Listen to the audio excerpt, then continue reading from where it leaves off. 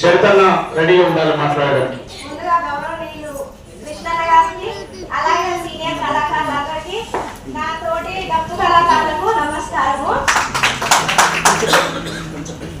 నాకు ఇంత మంచి అవకాశము రావడానికి గల కారకులు అందరు నారాయణ అన్న. ఆ అన్నగారు లేకపోతే నేను ఈ స్టేజ్ మీద ఉండకపోను. రెండో విషయము పేద పక్క రాతనే బట్టి కూడా నేను ఈ డప్పు రంగంలో ముందడు వేయడానికి